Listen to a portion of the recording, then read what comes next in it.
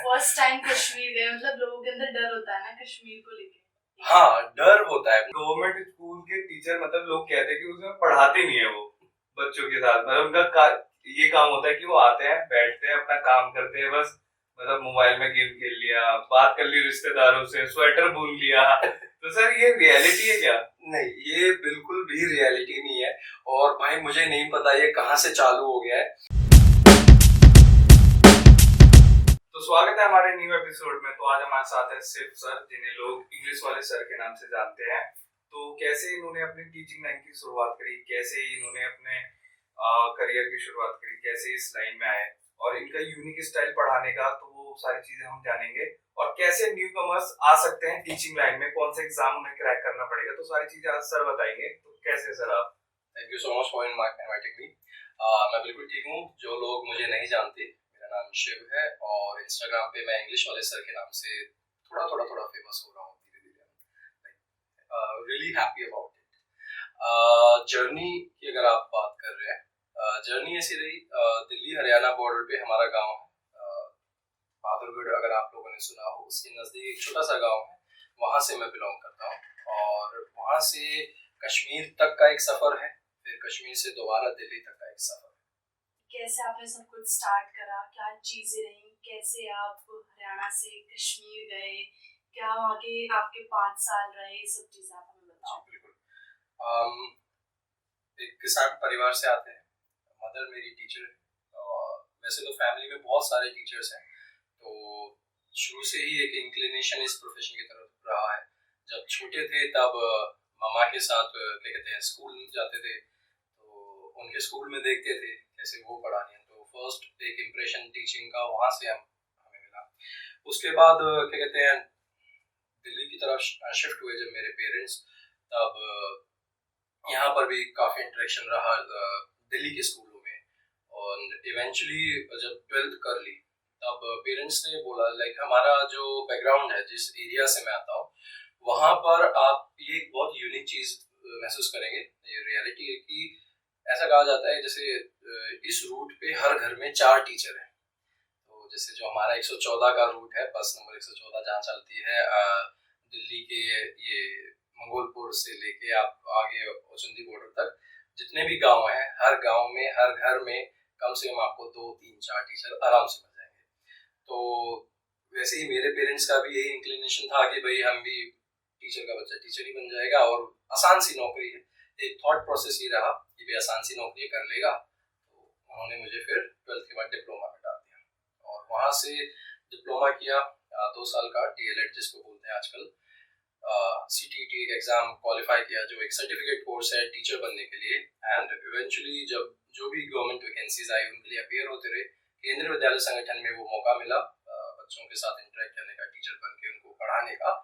तो KVS join कर लिया और KVS में पहली पोस्टिंग मुझे कश्मीर में मिली थी, तो वहाँ पर कश्मीर में अपना समय बिताया। तो आपकी कश्मीर की लाइफ कैसी है? फर्स्ट टाइम कश्मीर गए, मतलब लोगों के अंदर डर होता है ना कश्मीर को लेके। हाँ, डर होता है। आई स्टिल रिमेम्बर 12th के बाद एक AIEEE का एग्जाम होता है, ठीक है, जो इंजीनियरिंग एग्जाम्स होता है, तो वो दिया था। उसमें एक आर्किटेक्चर का और एग्जाम भी होता है, BTech प्लस आर्किटेक्ट। तो मुझे NIT श्रीनगर अलॉकेट हुआ था उस टाइम पे आर्किटेक्चर के लिए। तो तब मेरे पेरेंट्स ने 12th के बाद बिल्कुल मना कर दिया कि हम अपना बच्चा तो कश्मीर नहीं भेजेंगे, कश्मीर क्या करेगा जाके, ये वो एक डर था। लेकिन किस्मत का खेल देखो कि 2.5 से 3 साल बाद दोबारा जॉब मिली, सरकारी जॉब मिली और कश्मीर में मिली। और इस बार पेरेंट्स मना नहीं कर पाए, तो उनको छोड़ के आना पड़ा। मेरे पिताजी बाबूजी मेरे साथ गए थे, 20-21 दिन वो वहाँ पर मेरे साथ रहे। और कश्मीर ने कुछ ऐसा खट्टा मीठा सा स्वागत किया कि आपको याद होगा 2014 में कश्मीर में फ्लड्स आए थे। तो 5 सितंबर 6 सितंबर की रात को फ्लड्स डिक्लेयर हो गए थे और हम 3 सितंबर को कश्मीर सुबह पहुंचे थे। तो जैसे ही पहुंचे, आने वाले 4 से 5 घंटों में सारी लाइट्स बंद हो गई, इलेक्ट्रिसिटी नहीं थी। धीरे धीरे शाम तक सारे मोबाइल नेटवर्क्स डाउन हो गए थे, घर वालों से कोई कांटेक्ट नहीं था कश्मीर से यहाँ तक। और बड़ा ऑकवर्ड लग रहा था। पहला अगर आपसे शेयर करूं, पहला रिस्पांस मेरा कश्मीर को देख के क्या था कि यही था कि यार मैं शायद कहीं ईरान इराक में आ गया हूँ, क्योंकि वो खूबसूरत लोग हैं कि शायद हम दिल्ली वालों को देखने की आदत नहीं है, तो वो बिल्कुल अलग दिखते थे। पहनावा, खाना पीना सब कुछ अलग था। तो पहला तो यही था कि शायद मैं किसी दूसरे मुल्क में ही आ गया हूँ, और बस फिर उसके बाद कुछ खट्टी मीठी यादें जुड़ती रही सफर में। आपके ना एक्सेंट में भी थोड़ा चेंज है कश्मीर में रह के। तो हो सकता है एक्चुअली ये भी मेरा सौभाग्य है कहें आप, कि वहां पर जब रहने का मौका मिला तो एक कश्मीरी फैमिली ने अडॉप्ट कर लिया था मुझे। अडॉप्ट इन द सेंस, उन्होंने देखा कि भाई किसी के थ्रू देखा कि भाई 20-21 साल का दिल्ली से लड़का आया है। मैं कश्मीर में कुलगाम जिले में था, और उस समय पे वो इतना फॉरवर्ड नहीं था जितना आज है। तो वहां पर जब लोगों ने देखा कि भाई अगर आप दिल्ली से जा रहे हो तो इट्स लाइक कि सच में कोई बहुत बड़ी जगह से आया है। वहां पे लोग ऐसे हैं जो कश्मीर कभी क्रॉस नहीं किए, तो दिल्ली से कोई बंदा आया तो उनके लिए बहुत बड़ी बात थी। तो लोगों को मालूम पड़ा, लोगों ने एक दूसरे को बताया कि अरे there's a guy from Delhi living here and teaching our kids। Civil school में मेरी अपॉइंटमेंट हुई थी, तो उन्होंने एक फैमिली ने देखा कि यार 20-21 साल का एक लड़का आया, सिर्फ चाय बनाना जानता है और इसके अलावा कुछ आता नहीं, बड़ी दयनीय स्थिति में है। तो उन लोगों ने फिर ऑफर किया कि भाई आप परेशान मत हो, आप अगर चाहें तो यहाँ के रह सकते हैं, कोई वो नहीं है। जो इस चीज़ के लिए वो जाने जाता है, Kashmiri people are known for their hospitality. तो अपना पूरा घर उन्होंने मुझे दे दिया, जहाँ रहना है, जैसे रहना है। और विद पैसेज ऑफ टाइम इतना प्यार हो गया हम लोगों में कि जिनके पास मैं रह रहा था आज वो मेरी मम्मी जी हैं। उनके जो हस्बैंड हैं उनको हम सर बुलाते हैं प्यार से, और जो एक छोटी सी बेटी है उनकी, वो छोटी बहन है मेरी। तो अब इतना प्यार है कि डेली बात होती है। अभी पिछले जो जुलाई में छुट्टियां आई थी, मैं और मेरा पूरा परिवार उनके पास जाके रुक के आए थे फॉर अ वीक। तो अब आना जाना खूब है वहाँ। सर देखो ये बात तो है, जब 5 साल एक जगह पे रह ले तो उस जगह से लगाव हो जाता है, चाहे वो लोग हो चाहे वो जगह हो। बिल्कुल हो जाता है, और फिर खास तौर से अगर लोग इतने प्यारे हों, इतने हम्बल हों, डाउन टू अर्थ हों। मुझे लगता है कि जो उनका रिप्रेजेंटेशन है आउटसाइड कश्मीर, वो इतना पॉजिटिव नहीं हुआ है पास्ट में। मुझे नहीं पता क्या रीजन है, बट मैं उसमें जाना भी नहीं चाहूंगा। लेकिन मेरे थ्रू अगर कोई देख रहा है तो मैं तो यही कहूंगा, इट्स अ ब्यूटीफुल प्लेस। लेकिन उस जगह से ज्यादा वहाँ के लोग अच्छे हैं, इतने हॉस्पिटेबल है, आपके लिए पूरा अपना मतलब दिल निकाल के रख देंगे। आप इमेजिन नहीं कर सकते, इतने प्यारे लोग हैं। तो उनकी शादियों में गया हूँ। थ्रू आउट 5 साल वहाँ नहीं रह पाया, लेकिन हाँ पोस्टिंग वहाँ पर अपने एक टेन्योर काटा उसके बाद। लेकिन ये है कि हर तीसरे महीने, चौथे महीने जब मौका लगा बच्चों के साथ चले गए, जब मौका लगा खुद बैग पैक करके चले गए, क्योंकि अब एक घर वहाँ पर हो गया है। सर जो आप इंस्टा पे वीडियोस बनाते हो बच्चों के रिगार्डिंग, तो उनके पेरेंट्स की क्या वो रहती है सर उसमें, कि उनका क्या रिस्पॉन्स रहता है? जो मेरे पेरेंट्स हैं, कॉन्ट्रेरी बहुत लोगों को ये लगता है, इंस्टाग्राम की मैं बात कर रहा हूँ, कि पता नहीं इनके पेरेंट्स को पता भी है या नहीं कि इनके बच्चों की वीडियोस वायरल हो रही हैं या फोटोज वायरल हो रहे हैं। मेरे पेरेंट्स मुझसे आके इसलिए लड़ते हैं कि सर मेरे बेटे की आप वीडियो नहीं बनाते, मेरा बेटा वीडियो में क्यों नहीं आता है, उसकी फोटोज क्यों नहीं आप डालते। क्योंकि आप देखिए बहुत सारे पेरेंट्स ऐसे हैं जो जब अपने बेटे को एक वीडियो में एक एक्टिविटी करते हुए, एक लर्निंग एक्टिविटी करते हुए देखता है ना, तो उसकी खुशी की कोई सीमा नहीं रहती। उनको मैं नेगेटिवली पॉइंट नहीं करना चाहता, लेकिन कई बार ऐसा देखा गया है कि पेरेंट्स एक इस मेंटालिटी के साथ बच्चे को भेज देते हैं कि चलो 6 घंटे तो बच्चा कहीं पर जाकर काट आए। ये एक बहुत ही ऐसा बिटर ट्रुथ है जो चाहे 10% होगा पर है, जो और बहुत सारे टीचर्स इस चीज से रिलेट करेंगे गवर्नमेंट स्कूल्स में खासतौर से। तो वहीं पर जब पेरेंट ये देखता है कि यार मेरा बेटा, मेरा बच्चा कोई ना कोई एक्टिविटी कर रहा है, कुछ अलग कर रहा है, एंजॉय कर रहा है, ठीक है, अपना जो 6 घंटे का टाइम है वो उसको अच्छे से एंजॉय करके आ रहा है, तो उनको बहुत अच्छा लगता है। और फिर वो चाहते हैं कि वो उस वीडियो को आगे अपने उनसे, जैसे एक पेरेंट है उन्होंने मेरे को अभी पिछले हफ्ते बोला कि सर आप जितनी भी वीडियोस बनाते हो ना, मैं उन सब वीडियोस को ना अपने सारे फैमिली मेंबर्स को भेजती हूँ जो बाहर है, दूसरी स्टेट्स में है, ये वो दिखाने के लिए कि भाई हम अपने बच्चे को कहाँ मतलब किस टीचर के पास पढ़ा रहे हैं। तो वो बड़े खुश होते हैं, और रिटर्न में भी उन्होंने मुझे बोला हुआ है कि आप ले सकते हैं, हमें कोई इश्यू नहीं है, क्योंकि दे ऑल्सो नो कि मैं उससे कोई अनड्यू एडवांटेज या कोई उस तरीके का काम तो कर नहीं रहा हूँ, ठीक है। कहीं ना कहीं एक मोटिवेशन वाली बात है, कहीं ना कहीं जो मेरे कोर बिलीफ था जो ये सारा काम शुरू करने के लिए, उसके लिए मैं कर रहा हूँ। और मेरा कोर बिलीफ यही था कि भाई गवर्नमेंट स्कूल के टीचर्स जो हैं वो वैसे नहीं है जैसा उनको सोसाइटी में पेंट किया जा रहा है, ठीक है। तो वो खुश है, they are more than happy. Sir जो आप बच्चों के साथ एक्टिविटीज करते हो, जी। जो आप नई नई चीजें बनाते हो, जैसे कि आपने रिसेंटली में एक रील पोस्ट करी जिसमें आपने वेस्ट मटेरियल से पोडियम बना दिया बच्चों जी के लिए। जी। तो सर इसके लिए जो खर्चा आता है वो स्कूल पे करता है, आप अपने आप से ही करते हो? वेल ये ना एक और मिथ है कि पता नहीं मैं कितने ज्यादा पैसे लगा रहा हूँ और किस पर्पज से लगा रहा हूँ। तो भैया सिंपल सा है, वो जो पोडियम बनाया गया है it hardly cost around 50 rupees. देखो मैं बहुत केयरफ्री और मतलब कैजुअल तरीके से आपको बताता हूँ। मैं गया था घर से दुकान पे छोले लेने के लिए, वहाँ एक कबाड़ी वाले भैया मिल गए, उनके पास ये बिल्कुल नया गत्ता था और मैं उसको देख रहा था, वो छोले बना रहा था और कबाड़ी वाला मुझे देख रहा था कि ये मुझे क्यों देख रहा है। और मुझे बस पता नहीं क्यों क्लिक किया कि यार इससे ना एक पोडियम बनाया जा सकता है और उस पोडियम का मुझे बहुत अच्छा यूटिलाइजेशन होगा। मैंने उससे पूछा, उसने कहा भैया 20 रुपए में दूंगा, 20 रुपए दिए and I just got it. उसके अलावा सिर्फ जो इन्वेस्टमेंट हुई है वो एक 20-30 रुपए की फेविकोल खरीदी होगी। उसके अलावा जो भी लेफ्ट ओवर चीजें थी, जैसे अगर आप उस पे वो जो चार्ट पेपर मैंने चिपकाया है, विनाइल शीट हो, घर में काम हुआ था अभी रिस्टोरेशन वगैरह का, रेनोवेशन का, तो उसमें वो एक फेक वॉलपेपर टाइप है वो बचा हुआ था और वो उसी से हमने जैसे तैसे जुगाड़ करके उसको कट कॉपी पेस्ट उसको बना दिया। तो इट हार्डली कॉस्ट 50 रुपीज, तो महंगा बिल्कुल भी नहीं है। और मुझे लगता है कि सरकार एम्पल अमाउंट ऑफ मनी मुझे दे रही है, ठीक है। तो अगर मैं उसमें से थोड़ा सा भी अमाउंट, चाहे वो 50 हो या 500 हो, अगर मैं लगा रहा हूँ और उससे मेरे बच्चे कुछ ना कुछ सीख रहे हैं, see I always have an end game, अगर वो कुछ सीख रहे हैं, कुछ उनका भला हो रहा है, तो मेरे लिए मोर देन इनफ है, फिर वो नहीं।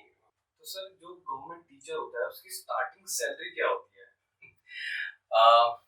प्राइवेट स्कूल वालों को लगती है कि बहुत ज्यादा होती है, गवर्नमेंट स्कूल वालों को लगता है बहुत कम होती है, लेकिन मुझे लगता है ठीक होती है। आपका घर चल रहा है, ठीक है, आपका आने जाने का, घूमने फिरने का, खाने पीने का खर्चा निकल रहा है, बहुत है। दो टेक्निकल टर्म्स में 55 to 60,000 के बीच में आपको लैंड मिल जाता है अगर आप as a primary teacher join कर रहे हो। मैक्स टू मैक्स कितनी जा सकती है? देखो मैक्स टू मैक्स तो इसमें अगर बात करूं, अभी हमारे जैसे आपने रिकॉर्ड की बात करें तो एक जो सीनियर मोस्ट टीचर हमारे, जिनके अभी सर्विस में 8-10 साल बचे हुए हैं, तो वो 1.25 लाख उठा रहे हैं अभी, तो उससे भी ऊपर जा सकता है, यहाँ तक चले जाते हैं, क्योंकि हमारी एनुअल इंक्रीमेंट एक फिक्स्ड है। उसके अलावा साल में डियरेंस अलाउंस जो महंगाई भत्ता बढ़ता है वो मिल जाता है, तो उससे हो जाता है, थोड़ा सैलरी इंक्रीज हो जाती है हर साल। तो सर आपने जो अपने वीडियोस में मतलब बच्चों को बहुत सारी चीजें बनाया, सिखाया, सर तो आपने पढ़ाया, तो सर आपको क्या लगता है कि क्लास में किस किस टाइप के बच्चे होते हैं? Back benchers? सर ये वाला थोड़ा सा मिथ क्लियर करो कि हर कोई कहता है बैक बेंचर्स कुछ नहीं कर पाता। नहीं देखो, ये तो भाई एक ऐसा मिथ है जो कि एक्चुअल में ब्रेक होना चाहिए। बैक बेंचर ही वो बंदे हैं जो कुछ कर लेंगे, जो कुछ कर रहे हैं और बड़े ही स्वैग के साथ करेंगे, ठीक है। मैं इसके साथ अपने आप को तो नहीं जोड़ूंगा, बट यस, स्कूल लाइफ में मैं खुद भी एक बैक बेंचर ही रहा हूँ, ठीक है। आपने इंट्रोडक्शन में बताया भी था, 11th में ड्यू टू सर्टेन रीजंस मैंने खुद कंपार्टमेंट भी फेस किया। उसके अलावा 10th में एक स्कूल से निकाला भी गया, मतलब बड़ा प्रॉब्लमेटिक मैं रहा अपनी स्कूल लाइफ में। I almost in the 12 years of schooling I changed around 6 to 7 schools। तो वो एक प्रॉब्लमेटिक इशू शायद मेरे साथ था, या फिर मुझे वो वाले टीचर्स बहुत कम मिल पाए जो मुझे समझ पाए। फॉर एग्जांपल 9th-10th में हमारे एक सर थे, आई होप कि वो अभी हमें देख रहे हो, अंशुमन ऋषि सर, जिन्होंने एक बहुत अच्छी छाप मेरे ऊपर छोड़ी कि how you can be a teacher and so cool about it. मतलब वो इतने जोक करते थे, he used to kid around, he used to sit with us. जैसे आप देखते होंगे मैं बच्चों के साथ बैठता हूँ, खाना खाता हूँ, वो बिल्कुल सेम मैं उनको ही कॉपी कर रहा हूँ। वो हमारे पास पीछे आके बैठ जाते थे, पूछते थे हाँ भाई तू क्या लाया, तो वो एक अपनापन फील होता था ना। तो उससे फिर मालूम पड़ता था कि यार नहीं, अंशुमन सर की क्लास है, चलो क्लास में जाके बैठेंगे। तो कहीं ना कहीं मेरा भी मन यही रहता है कि यार जब मैं क्लासरूम में हूँ तो बच्चे का मन हो घर से भी कि यार मैं घर से स्कूल चलता हूँ, सर के पास बैठेंगे, होगा। सारे बहुत अच्छे हैं, ठीक है। You need to identify their strong areas. हो सकता है कोई बच्चा स्पोर्ट्स में अच्छा है, कोई drawing, painting, art and craft में मेरे को खुद अब रियलाइज होता है जब मैं ये काम कर रहा हूँ कि पहले मैं कितना इग्नोर कर रहा था किसी पर्टिकुलर बच्चे को कि यार ये शायद पढ़ाई में अच्छा नहीं है, लेकिन वो क्रिएटिवली इतना अच्छा काम कर रहा है, वो आर्ट में बहुत अच्छा काम कर रहा है, या फिर he singing really well. 3rd class का बच्चा इतना अच्छा डांस कर रहा है, इतना अच्छा सिंग कर रहा है। अगर सोचो 3 साल 3री क्लास में वो बच्चा है, 12वीं तक अगर उसको उसी पर्टिकुलर एरिया जो उसका कंफर्ट जोन है उसमें हेल्प मिल गई, वो 12th के बाद तो यार वो नेशनल टीवी पे आने वाला बच्चा है। ठीक है, तो बच्चे सारे अच्छे हैं, टीचर को उसके स्ट्रॉन्ग एरियाज को ढूंढने की बहुत जरूरत है। तो सर एक डिफरेंसेस बताओ आप कि गवर्नमेंट स्कूल के टीचर मतलब लोग कहते हैं कि उसमें पढ़ाते नहीं है वो बच्चों के साथ, मतलब उनका ये काम होता है कि वो आते हैं बैठते हैं अपना काम करते हैं बस, मतलब मोबाइल में गेम खेल लिया, बात कर ली रिश्तेदारों से, स्वेटर बुन लिया। तो सर ये रियलिटी है क्या? नहीं, ये बिल्कुल भी रियलिटी नहीं है। और भाई मुझे नहीं पता ये कहाँ से चालू हो गया है और किसने देखा, किसको देखा और ये बात फैल गई कि ये लोग तो स्वेटर बुन रहे हैं, मटर छील रहे हैं, या पता नहीं। मुझे लग रहा है वो एक 90s में वो शो नहीं आता था ऑफिस ऑफिस करके, उन लोगों ने इसको एग्जैजरेट कर दिया भाई कहीं ना कहीं से। अदरवाइज ऐसा बिल्कुल भी कुछ भी नहीं है।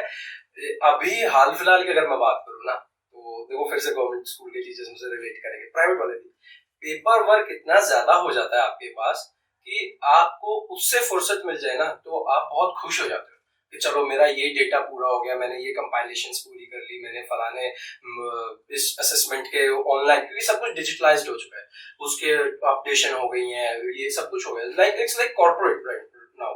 आपको सब कुछ ऑनलाइन कंप्यूटर पे फीड करना है और हर हफ्ते हर महीने कोई एक नई चीज, नया प्रोग्राम स्टार्ट हो रहा है, which is a very good thing, क्योंकि बच्चों के लिए at the end of the day वो बहुत अच्छा है, टीचर्स पे उसका बर्डन है, यस। लेकिन ये सब मिथ्स है, ऐसा कुछ भी नहीं है।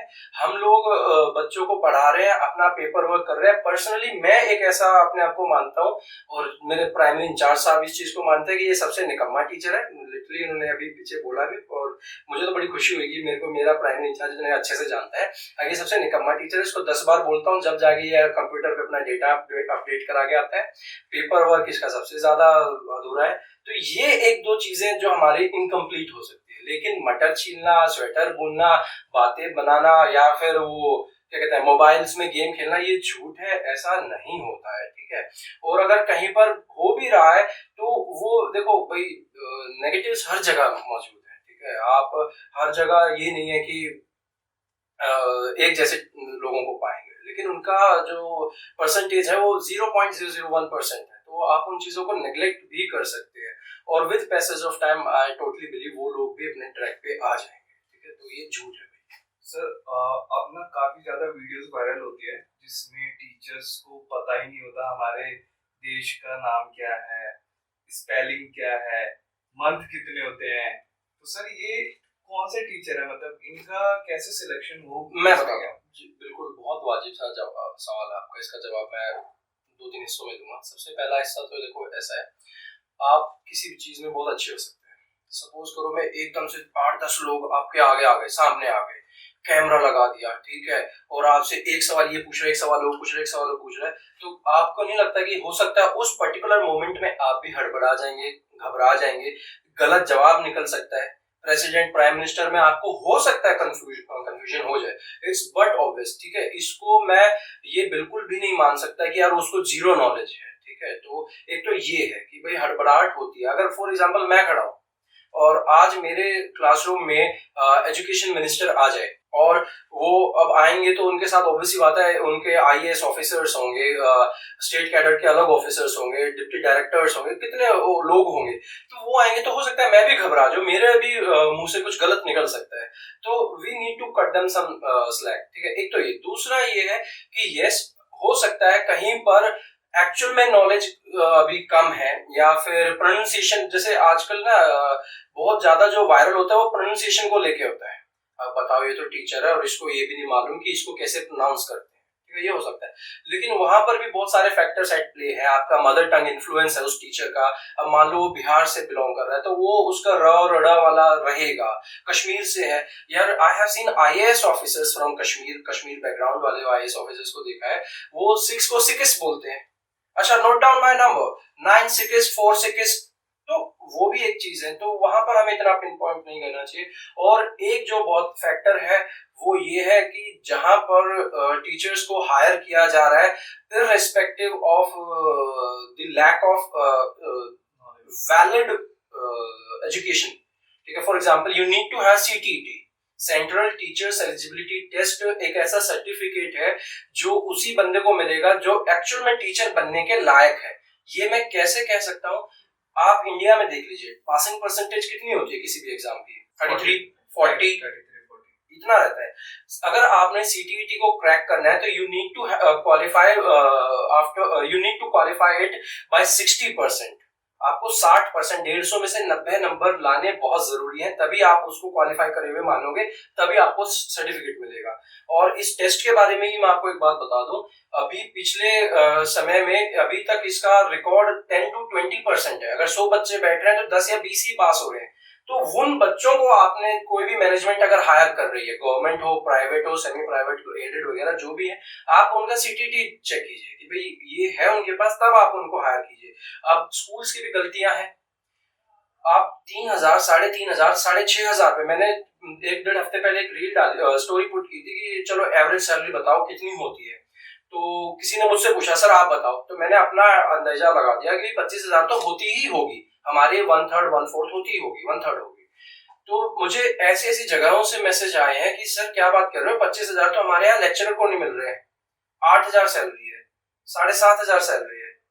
अब 7,500 में आपको कौन टीचर मिल रहा है? आप, मुझे लग रहा है कि स्कूल ने ऐसे ही उनको हायर कर लिया है। सर जो ये आपका पढ़ाने का तरीका है, मतलब जिस तरीके से आप पढ़ाते हो, जैसा आपका स्टाइल है, तो आपके मैनेजमेंट को कोई इशू नहीं है इससे, प्रिंसिपल को कोई इशू नहीं है इससे कि भाई तुम्हारा तरीका कैसा है, टीचर ऐसे तो नहीं पढ़ाते, मतलब बहुत से लोग बोल देते हैं, मैनेजमेंट बोलता है। ऐसा बिल्कुल भी नहीं है। मुझे बहुत लोगों का आता है कि हमें तो मैनेजमेंट पढ़ानी नहीं देती इस तरीके से, हमें तो अलाउड ही नहीं है बाहर से अपना खुद का सामान बनाने का, हमें तो ये चीजें प्रोवाइड ही नहीं करता है management. To be very honest and I feel so lucky कि जो मेरे प्रिंसिपल साहब है वो इस चीज में इतना कोऑपरेट करते हैं मुझे। He is on round almost every other day to my class कि सर किसी चीज की जरूरत तो नहीं है, सर आप घर से मत लाया करो, सर आप यहाँ से ले लो, सर आप बता दो कितना क्या हो रहा है। मतलब वैसे तो मेरा कोई 50-60 रुपए लगता है तो वो तो कोई नेग्लिजिबल अमाउंट है, ठीक है, लेकिन उनको हमेशा ये रहता है कि भाई मुझे इन चीजों से लेके कोई प्रॉब्लम या इश्यूज नहीं है। और उनका अगर शायद कहीं ना कहीं मोटिवेशन नहीं होता तो आज इतना ज्यादा लोगों को काम नहीं दिखता। आई स्टिल रिमेम्बर 6-7 महीने पहले एक, जैसे आप जब कुछ कर रहे होते हैं बीच में एक आते हैं मोनोटनी आ गई थी, मैंने थोड़ा कम कर दिया था, मुझे लगा कि नहीं, काम कम नहीं किया था, वीडियोस बनाना कम कर दिया था, काम वैसे ही चल रहा था। तो उन्होंने फिर मुझे मोटिवेट किया कि सर क्या बात है, कोई बात है, आप आजकल वीडियोस नहीं बना रहे हैं, आप अपना काम तो नहीं छोड़ दिया। उनको ये था कि मैंने वो उस तरीके से टीचिंग प्रैक्टिस तो नहीं छोड़ दी है। फिर मैंने उनको बताया नहीं सर काम वैसे ही चल रहा है, बस वीडियोस अभी थोड़ा काम कर रखा है, अदरवाइज काम ओके चल रहा है। तो वो बहुत कॉन्शियस रहते हैं इस चीज को लेके, तो उनका सपोर्ट है इस चीज में। तो अभी एक क्लस्टर लेवल का प्रोग्राम हुआ था, उसमें 6 स्कूल हमारे क्लस्टर के आए थे, प्रिंसिपल्स आए थे सॉरी। तो हमारे प्रिंसिपल साहब, उनको मतलब कुछ प्रिंसिपल्स को मालूम था कि भाई कोई ऐसा बंदा है, ऐसा टीचर है जो इस प्रकार से काम कर रहा है, तो वो लोग खुद भी आए। फिर हमारे प्रिंसिपल साहब खुद उनको लेके आए, एस्कॉर्ट करते हुए कि आओ मैम मिलवाता हूँ आपको उनसे, मैं दिखाता हूँ उनकी क्लासरूम, उनकी टीचिंग प्रैक्टिस।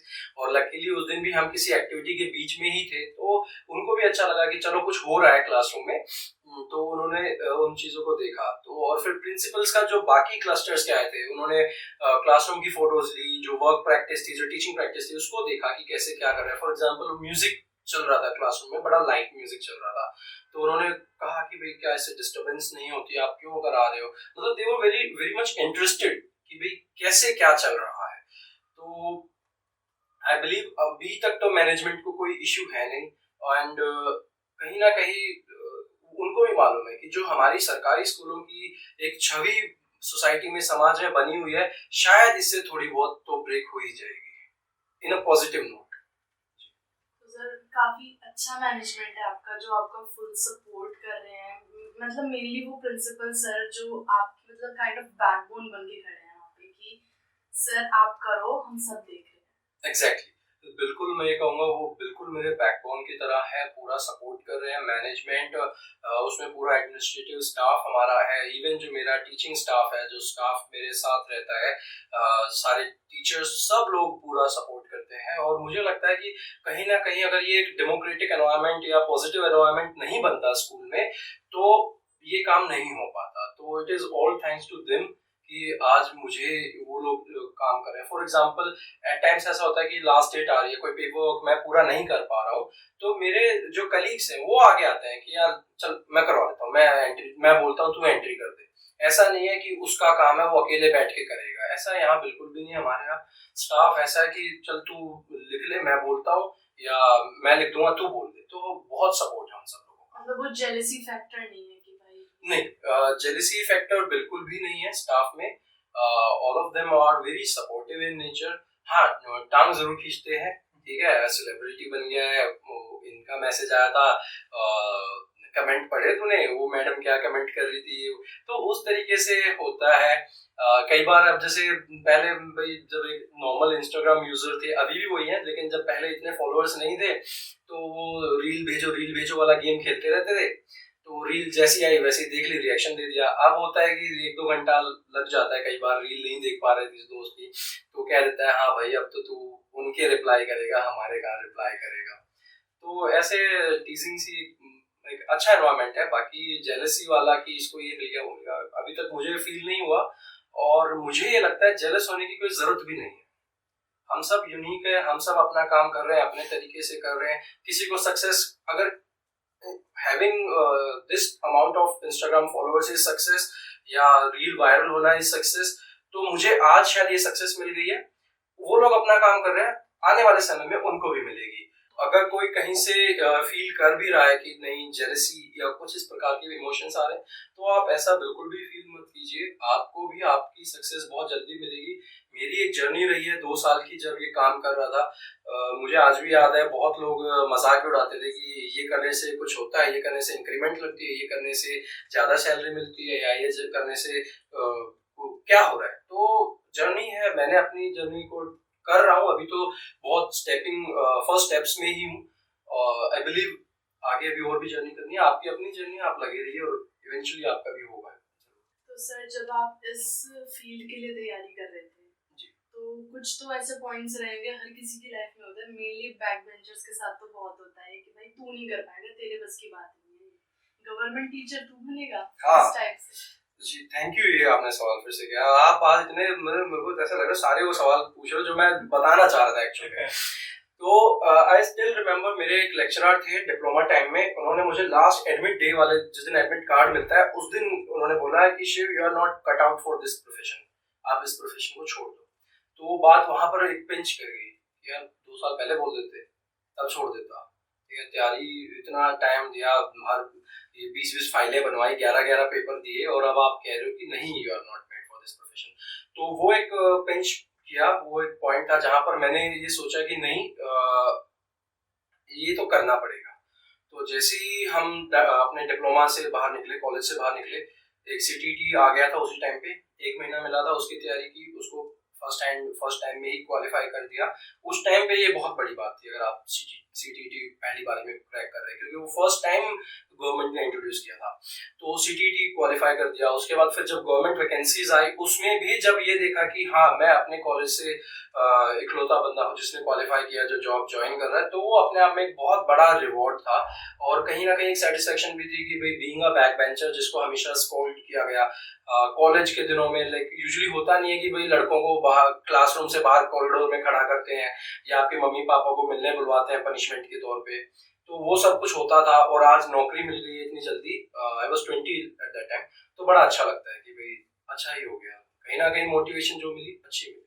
तो सर ये जो सीटेट का एग्जाम होता है, इसको जी। क्लियर करने के लिए कौन सी एज जरूरी है, या कब हम लोग क्लियर कर सकते हैं ये सब चीजें? जी, सीटेट को क्लियर करने के लिए कोई एज का कोई क्राइटेरिया नहीं है। अगर आपके पास डिप्लोमा है तो साल में 2 बार ये एग्जाम निकलता है, आप एग्जाम के लिए अप्लाई कीजिए और आप उसको क्वालिफाई कर सकते हैं। 150 में से 90 नंबर आपने लाने जरूरी है, और कोई बहुत टफ एग्जाम नहीं है। अपना जो डिप्लोमा में आपने पढ़ा है उसको रिवाइज कीजिए, प्रैक्टिस डेली कीजिए, और आपका सीटेट बहुत इजीली क्वालिफाई हो जाएगा। अब जैसे हमारे खुद के पेरेंट्स भी बोलते हैं कि भाई बच्चों को ना मार के पढ़ाना चाहिए टीचर्स को, प्यार से तो वो समझेंगे नहीं और सर पे और चढ़ेंगे। तो फिर आपका तो बिल्कुल फंडा ये लगे, आप तो प्यार से ही बात करते हो, प्यार से ही पढ़ाते हो। मैं ये बिलीव करता हूँ कि आप मार से उसको और बिगाड़ सकते हो, तो मारना तो लास्ट रिजोर्ट भी नहीं है। इट्स बेटर छोटे बच्चों को जो जिनको मैं डील करता हूँ उनके लिए मैंने तो जो एक फॉर्मूला अप्लाई किया है और अभी तक सार्थक भी निकला है, वो ये है कि उनके पास जो चीजें हैं, जो भी क्लासरूम में आपने उनको प्रोवाइड की हुई है या पेरेंट्स ने घर पे प्रोवाइड की है, आप उनको सिर्फ एक पॉइंट समझाने के लिए उनको वापस ले लीजिए। बच्चे को बाहर खेलने जाना बहुत पसंद है, आप उसका टाइम रिड्यूस कर दीजिए, स्क्रीन टाइम उसका 0 कर दीजिए। वो तो वैसे भी होना चाहिए, लेकिन आप उसको एज पनिशमेंट या एज नेगेटिव रीइंफोर्समेंट आप उसको करिए, तो बच्चे में धीरे धीरे आपको चेंज आ जाएगा। और जैसे ही वो आपके अकॉर्डिंगली थोड़ा सा बिहेव करता है जो आप सोच रहे थे, आप उसको फिर रीइंफोर्समेंट कीजिए दोबारा से कि देखो बच्चा आप अच्छा काम कर रहे हो, ठीक है, now you can have this thing back. तो बड़ा बुकिश है लेकिन कारगर है, चलता है, इससे काम बन जाता है। और सर जैसे बच्चे हैं, ठीक है, बहुत जिनके पेरेंट्स पढ़े लिखे नहीं हैं, आप उनके साथ कैसे डील करते हो? क्योंकि जब पेरेंट्स को ही नॉलेज नहीं है, पेरेंट्स को ही नहीं पता एजुकेशन क्या है, अब उनके बच्चे तो पढ़ने आ रहे हैं, उन्हें कुछ भी आइडिया नहीं है कि क्या पढ़ाई है, क्या जो पढ़ा दिया टीचर ने हाँ सही है, आप उन पेरेंट्स को कैसे डील करते हो? तो पेरेंट्स पीटीएम में यूजुअली शिकायत करते हैं कि सर आपकी कॉपी तो भरती नहीं है, पढ़ाई हो भी रही है या नहीं हो रही है। सर बच्चे के रोज तो कपड़े गंदे होते हैं, तो पढ़ाई हो रही है या नहीं हो रही है। तो ये जो सवाल है ये मुझे मतलब ज्यादा परेशान नहीं करते, क्योंकि अब धीरे धीरे पेरेंट्स समझने लगे हैं इस चीज को कि भाई पढ़ाई सिर्फ किताबी नहीं है, उसके अलावा भी बहुत कुछ सीख रहा है। फॉर एग्जाम्पल एक ऐसा बच्चा जो कभी अपने मम्मी को नमस्ते नहीं कर रहा था या पैर नहीं छू रहा था, वो आ रही है उनको लेने, बच्चे ने आज उसको नमस्ते कर दी, she is more than happy, she is like अरे मेरा बच्चा सुधर गया, पता नहीं क्या आज उसको गुड्डी पिलाई गई है, ठीक है, और फिर उसको वो बिहेवियर में लेके आ रहा है। तो ये छोटे छोटे एग्जाम्पल्स हैं। तो यही सारी चीजें जो पेरेंट्स में अब धीरे धीरे चेंज आ रहे हैं। मेरे साथ साल एक पूरा लग गया पेरेंट्स को समझाते समझाते, बट अब टचवुड मेरे पेरेंट्स बहुत अच्छे से मेरे साथ हैं और अच्छे से बिहेव करते हैं। एक जो किड होता है, हम उसको तो पढ़ा रहे हैं, बट हमारा काम ये भी बनता है कि हम उसके पेरेंट्स को भी बहुत अच्छे से समझा सकें चीजें, क्योंकि घर पे तो उन्हें हैंडल करना है ना उनको। Exactly. स्कूल में कितने घंटे रखेंगे? नहीं बिल्कुल ये है, पेरेंट्स मम्मियाँ यही पूछती हैं, सर ये खाना नहीं खाता, इसको खाना कैसे खिलाऊं, सर ये दूध नहीं पीता, इसको दूध कैसे पिलाऊं, सब्जियां छोड़ देता है, रोटी खा लेता है, ठीक है। तो भाई अब मैं क्या बताऊं, मैं तो उनके साथ बैठ के खाता हूँ, मेरे सामने तो खा लेते हैं, ये अब पीछे से नहीं खा रहे, तो भाई मैं उनको थोड़ा बोलता हूँ कि साथ बैठो, सारे मिलके खाओ, अकेले मत खाने दो, टीवी या मोबाइल के सहारे मत खिलाओ, खुद बैठो, खुद बातें करते रहो। अब फॉर एग्जांपल मैं एक बच्चे के साथ बैठा हूँ और हम डिस्कस कर रहे हैं वीर द रोबो बॉय को, ना उसको पता चलता है कब उसने खाना खत्म कर लिया, ना मुझे पता चला कब मैंने खाना खत्म कर लिया। Veer the robo boy is a fictional character, sir देखा है कार्टून। सर एक चीज और, इसी से पता चलता है कि हाँ जो टीचर होते हैं उनका बहुत इंपॉर्टेंट रोल है छोटे बच्चों की लाइफ में, क्योंकि बड़े हो जाते हैं तो बच्चे अपनी मर्जी करते हैं। बिल्कुल, देखो मैं ये मानता हूँ कि 5th क्लास तक, वैसे तो लेटर स्टेजेस में भी, लेकिन 5th क्लास तक टीचर का इतना अहम रोल है कि अगर टीचर ने कोई बात कह दी तो बच्चे को वो चीज वैसे ही चाहिए। फॉर एग्जाम्पल एक कोई फंक्शन था, हमने बच्चे को कह दिया भाई कल लाल कैप पहन के आनी है, लाल टोपी पहन के आनी है, 11 बजे फोन आ रहा है एक के फादर का, सर जी ये आप एक बार इससे बात कर लो। मैं 11 बजे क्या बात होगी, सब ठीक है। कहता है ये लाल टोपी के पीछे पड़ा हुआ है, मेरे पास सफेद टोपी है, आप इसको बोल दो सफेद टोपी अलाउड है। फिर मैंने उसको कहा हाँ अनिकेत बेटा सफेद टोपी अलाउड है, कोई दिक्कत नहीं, तू आ जाइए। तब जाके वो, तो बच्चे आपको इतना बड़ा एक अपने लाइफ में इम्पोर्टेंट रोल दे रहे हैं, तो बहुत कॉशियस होके भी उसको प्ले करना है और बहुत इंटरेस्टिंग भी बनना है उनके लिए। टीचर्स की बात उनके लिए एक लक्ष्मण रेखा बन जाती है कि हाँ भाई सर ने बोला है, मैम ने बोला, अब तो करना ही करना है। हमारे सरकारी स्कूल में तो जी ये है कि सर जी ने बोला है तो ये होना ही होना है और ऐसे ही होना है। एक दिन बच्चे को बोल दिया, मैंने कभी दाल की रोटी नहीं खाई है, क्या होती है, कहीं ईवीएस में कहीं पढ़ रहे थे, अगले दिन ऑलमोस्ट 10 बच्चे दाल की रोटी बनवा के लाए, और अब किसकी खाऊं किसकी छोड़ू वाली स्थिति में था मैं, तो सबकी थोड़ी थोड़ी दाल की रोटी हमने जरूर खाई। तो सर जैसे कि किसी को केवीएस में ज्वाइन करना है एज अ टीचर, तो उसके लिए क्या प्रिपरेशन करनी पड़ेगी, क्या एग्जाम की तैयारी करनी पड़ेगी? जी इसके लिए मैं बताऊं आपको केंद्रीय विद्यालय संगठन ऑलमोस्ट हर साल या दूसरे साल अपनी खुद की वैकेंसीज निकालता है। अलग अलग स्तर की होती हैं, primary teacher, TGT, PGT, vice principal, principal and non teaching post also, जैसे एलडीसी, यूडीसी। तो आप उनके लिए तैयारी करें। अगर आप टीचिंग में जाना चाहते हैं तो आपके पास डीएड या फिर बीएड होनी चाहिए, और अगर आप सीटेट क्वालिफाइड मास्टर टीचर बनने के लिए, उसके अलावा डीएड और बीएड होना चाहिए। उसके अलावा अगर आप क्या कहते हैं पीआरटी फॉर एग्जांपल जा रहे हैं, तो पीआरटी के लिए सबसे पहले आप सीटेट होगा, डीएलएड होगा। बीएड अभी सुप्रीम कोर्ट ने मना कर दिया है, 1 महीने पहले रिजल्ट आया था, वर्डिक्ट आया था। और उसके बाद रिटन टेस्ट में आप बैठेंगे। रिटर्न की मेरिट के बाद आप जाएंगे इंटरव्यू कम स्किल टेस्ट पे, जहां पर आपकी पर्सनैलिटी को 5 लोग बैठ के असेस करेंगे। और क्या कहते हैं, आपका एक स्किल टेस्ट होगा कि आप टीचिंग कैसे करते हैं। क्लासरूम डेमोन्स्ट्रेशन लेंगे, आपको 15-20 मिनट दिए जाएंगे, आप उनको पढ़ा के दिखाएंगे, ब्लैक बोर्ड आपके पास होगा और वो पूरा एक क्लासरूम रिप्रेजेंटेशन होगा, और फिर आपका फाइनल मेरिट बनेगी कि भी आप अलाउड है या नहीं है। सर कुछ इंटरव्यू टिप्स देंगे आप केवीएस के? जी बिल्कुल, ये बहुत वाजिब सा सवाल है, क्योंकि बहुत लोग ये सोचते हैं कि मैंने रिटर्न में बहुत अच्छा कर दिया है तो शायद मुझे इंटरव्यू में तो बस अपीयर होना है। ऐसा बिल्कुल भी नहीं है। अगर आपका इंटरव्यू खराब गया है तो आपको वो बिल्कुल निकाल देंगे, because they do not want someone who is good in studies but lack intrapersonal skills. तो आप वो उनको चाहिए कि ये एक अच्छी पर्सनैलिटी के साथ साथ एक अच्छा टीचर भी हो, अच्छा क्लासरूम मैनेजमेंट या फैसिलिटेटर जिसको हम कहते हैं, फैसिलिटेटर भी हो। तो टिप्स में मैं यही बोलूंगा कि आपको 2 लेवल पे तैयारी करनी है। सबसे पहले आपने पर्सनैलिटी पे काम करना है, जिसमें आपकी पर्सनैलिटी जो है बहुत ही हम्बल और एक्सेप्टिंग इन नेचर की होनी चाहिए। You should have a personality which welcomes things. And दूसरा लेवल जो है, आपने अपना क्लासरूम डेमोन्स्ट्रेशन के ऊपर तैयारी करनी है कि अगर आपको फॉर एग्जांपल वो बोल दे कि चलो आप हमें बच्चा समझिए और आप 3rd क्लास की ईवीएस से हमें कोई टॉपिक पढ़ा के दिखा दीजिए, तो फिर आपने वो टॉपिक उनको पढ़ा के दिखाना है, जिसमें आपने ब्लैक बोर्ड का अगर वहां पर है तो आपको यूज करना पड़ेगा और प्रॉपर तरीके से आपने वो पढ़ाना है। तो इस चीज को लेके आप आज अपने इंटरव्यू की तैयारी कीजिए। फिर से पर्सनैलिटी पे काम कीजिए, क्लासरूम टीचिंग पे काम कीजिए, ब्लैक बोर्ड स्किल्स को जरूर इंप्रूव कीजिए, आपका इंटरव्यू बहुत बढ़िया जाएगा। आप ये तो सारी हो गई चलो एजुकेशन के ऊपर बात, थोड़ी सी पर्सनल बात मैं कर देता हूँ आपसे। जी, आप मैरिड हैं?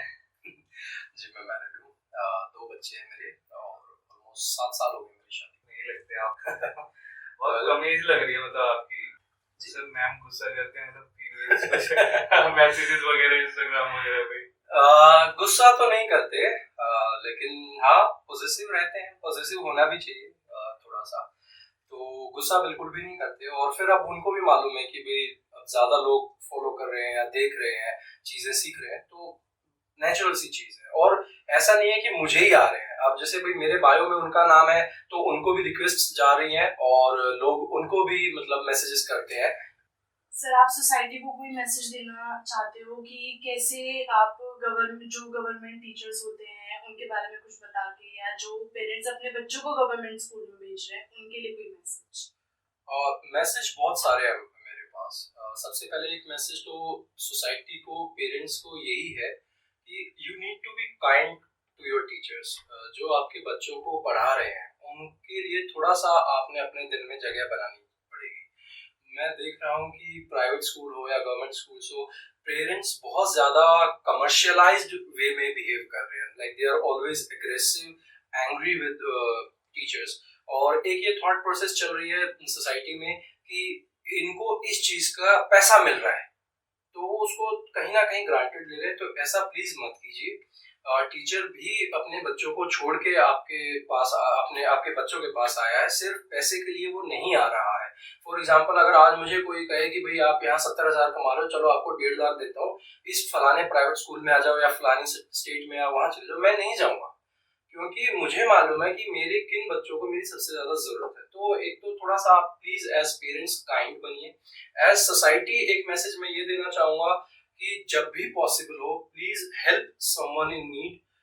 मेरा खुद का और मेरे आसपास सभी टीचर्स का ये बिलीफ रहता है कि किसी ना किसी की मदद जरूर की जाए। मैं इतने सारे गवर्नमेंट टीचर्स को जानता हूँ जिन्होंने अपने स्कूल में अपनी क्लास में 1, 2 या 3 बच्चों को भी अडॉप्ट किया हुआ है, मतलब उनकी स्टडीज का यूनिफॉर्म, मतलब अदर देन जो गवर्नमेंट प्रोवाइड कर रही है उसके अलावा भी बिना नाम बताए अनोनिमसली उनके लिए वो हेल्प कर रहे हैं। तो आप भी ये सारी चीजें कर सकते हैं। मैं ये नहीं कह रहा गवर्नमेंट स्कूल में आके कीजिए, बट कहाँ जहाँ कहीं पे भी आप कर सके किसी ना किसी की हेल्प जरूर कीजिए।